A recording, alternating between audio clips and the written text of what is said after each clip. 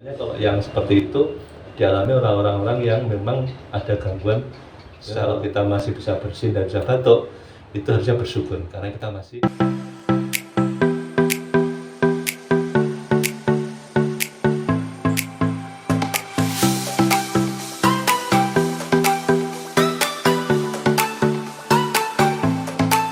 Assalamualaikum warahmatullahi wabarakatuh. Untuk kesempatan kali ini sangat luar biasa sekali.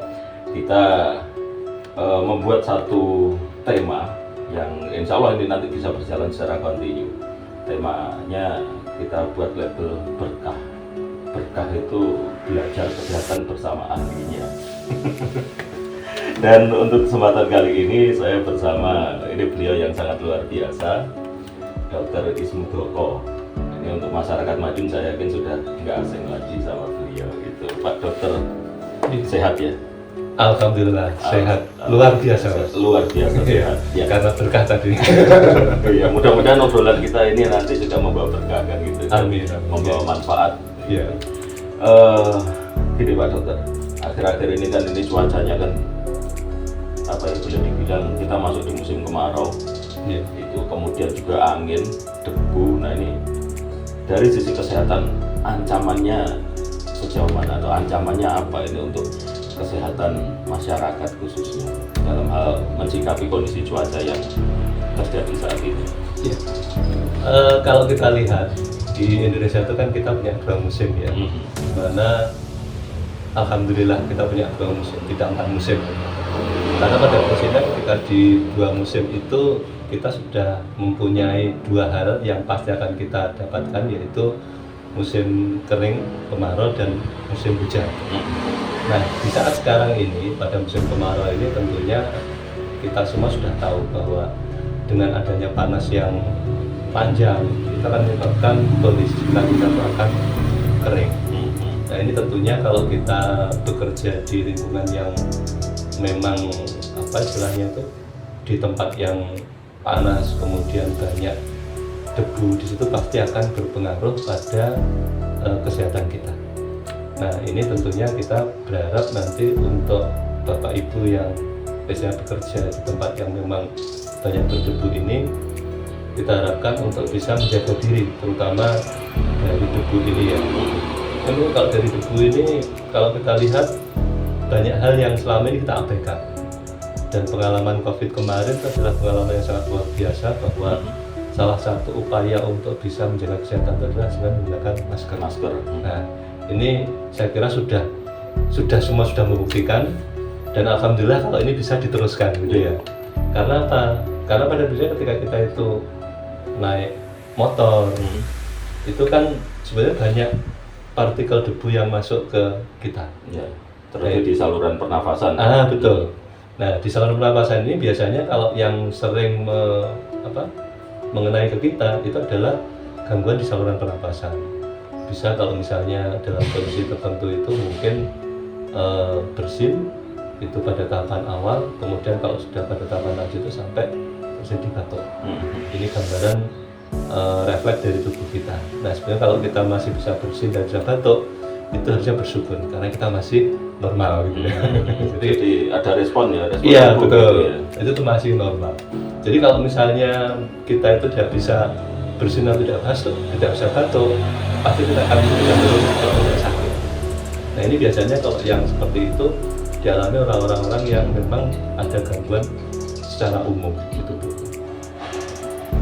Ya, terus kalau berbicara soal penyakitnya sendiri ini yang rentan ini untuk musim-musim seperti ini, musim kering gitu. Ya, tentu yang pertama itu langsung berhubungan dengan paru-paru ya. Jadi kalau yang di sini tentunya mulai dari kalau kita sering menyebutnya sebagai flu atau common cold, di situ ini sebenarnya tuh prinsipnya adalah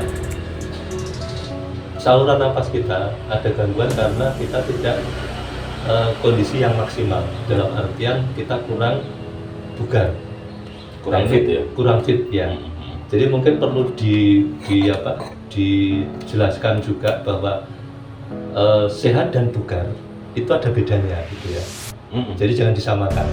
Karena kalau misalnya orang bugar itu pasti sehat. Tetapi kalau orang yang sehat itu belum tentu bugar.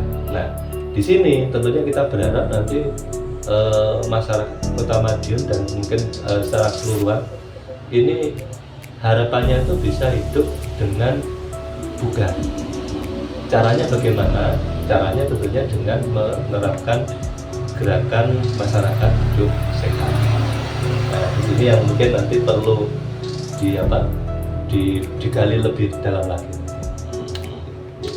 Terus ini kebugaran itu, kalau bugar kan sudah pasti sehat ya, tapi kalau sehat belum tentu bugar ya. Nah, bugar tidaknya seseorang itu apa yang mempengaruhi? Apakah dari sisi usia, apakah dari sisi apa yang mempengaruhi tingkat kebugaran dari ya. Jadi kebugaran itu tentunya kalau kita ngomong, anggap aja kebugaran sebagai kendaraan gitu ya. Kendaraan kalau bisa fit tentunya ada beberapa komponen yang harus dipenuhi. Yang pertama bahan bakar tentunya. Ya. Makanya harganya bahan bakar juga beda gitu ya. Nah, kalau di manusia apa? Ya berarti nutrisinya ya. Nah, dengan ini tentunya kita berharap bahwa ketika nanti kita pengen bugar, tentunya nutrisi itu harus terpenuhi dalam jumlah cukup dan sehat gitu. Karena kalau nanti itu tidak cukup ya nanti tetap aja bermasalah ya, sama ketika kita ngisi bensin kalau cuma sedikit ya nggak bakal sampai Solo misalnya seperti itu. Nah, ini gambarannya. Jadi ketika kita tuh melaksanakan tentunya juga ada target kita. Kemudian yang kedua itu adalah upayanya. Jadi saya untuk menjaga kebugaran itu dan melakukan aktivitas fisik yang cukup. Nah, di sini aktivitas fisik yang cukup itu seperti apa? Itu adalah melakukan olahraga minimal setiap hari itu 30 menit. Dan kalaupun nanti dipaksa itu saya itu kalau dihitung dalam 1 minggu itu harapannya itu bisa minimal 150 menit. Jadi saya itu harapannya nanti dengan aktivitas seperti itu kita bisa menjaga kebugaran kita. Tapi kalau kurang dari itu bisa jadi nanti kebugaran kita akan menurun. Nah, di situ nanti juga akan ada penilaian untuk kebugaran. Jadi nanti ada sebenarnya aplikasi yang kita itu bisa menggunakan itu. Kalau di Android bisa pakai Zipguard. Itu nanti dengan mengisi kondisi kita di awal, kemudian nanti pada saat selesai melakukan aktivitas fisik dan diukur, itu nanti akan kelihatan apa kita termasuk bugar atau tidak. Jadi indikatornya kelihatan ya? Ada di situ. Jadi nanti dengan menginstal Zipguard itu kita sudah tahu nanti. Jadi dengan polanya itu kita diukur kebugaran dengan cara melakukan aktivitas fisik dengan jalan kaki atau lari. Nah, itu nanti ketika kita itu melakukan aktivitas itu, jalan atau lari itu, ketika kita memenuhi syarat tertentu, jadi jarak dan waktu. Jadi kalau bisa jarak sekian dengan waktu sekian, kita akan termasuk bugar. Tetapi kalau misalnya nanti tidak sesuai dengan itu, nanti belum termasuk bugar. Nah, di sini kelebihannya untuk yang Zipguard itu juga memasukkan komponen umur dan jenis kelamin.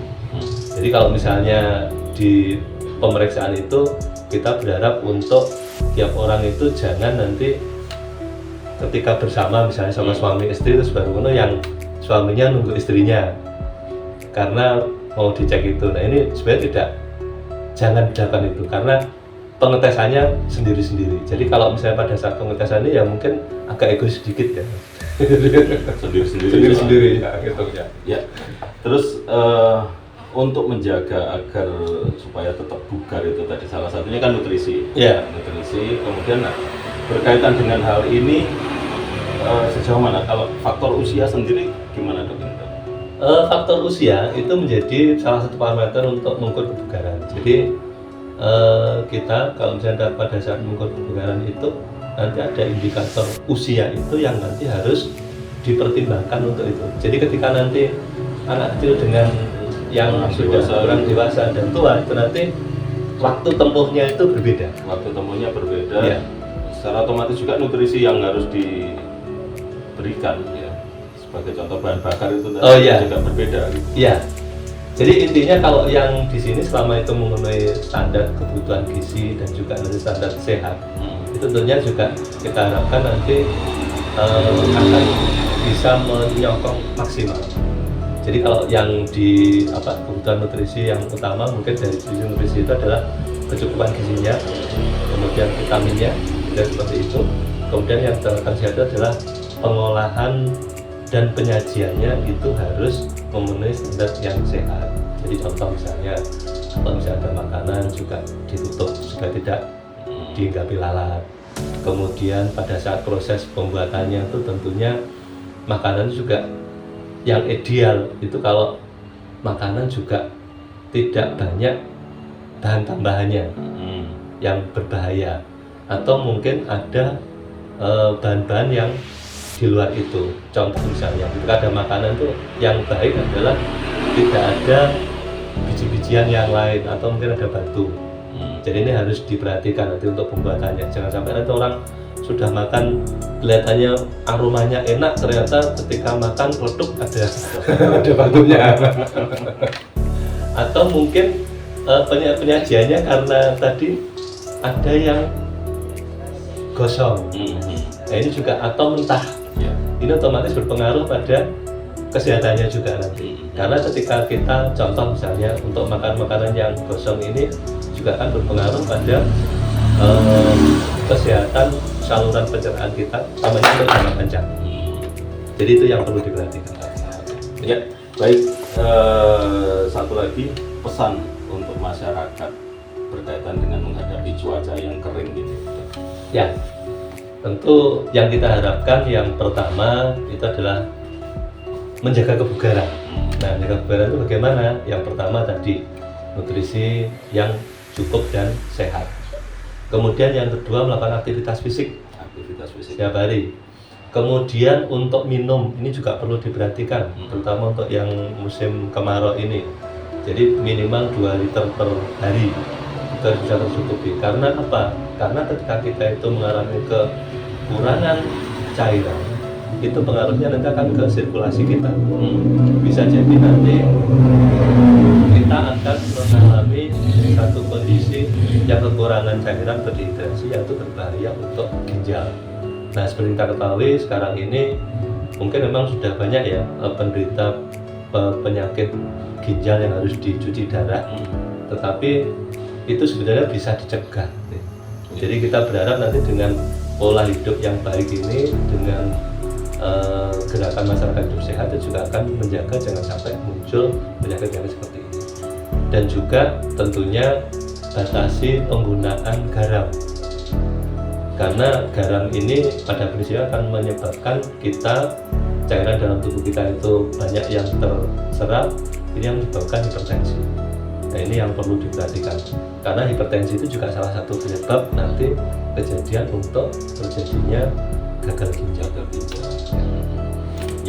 Ya, baik, terima kasih Pak Dokter, waktunya, kesempatannya untuk kali ini. Tentunya banyak ilmu yang bisa kita serap, banyak hal yang bisa kita pelajari, banyak pula ini pengalaman-pengalaman yang mungkin juga bisa menjadikan bekal bagi kita semuanya untuk bisa lebih waspada, untuk lebih menjaga, utamanya di saat-saat seperti ini, musim kering, musim kemarau, seperti tadi disampaikan, potensi penyakit yang bisa saja menjangkiti ini kan sangat banyak juga, dan ini bisa istilahnya dibendung ya kalau kita menjaga daya tahan tubuh, menjaga tingkat kebugaran. Oke, matur suwun Pak Dokter, mudah-mudahan membawa manfaat, membawa berkah bagi semua. Ya, baik, sedikit obrolan kita mudah-mudahan juga membawa berkah. Ya, kembali kepada judul kita, belajar kesehatan bersama ahlinya. Mudah-mudahan membawa berkah. Selamat siang, terima kasih, sampai jumpa.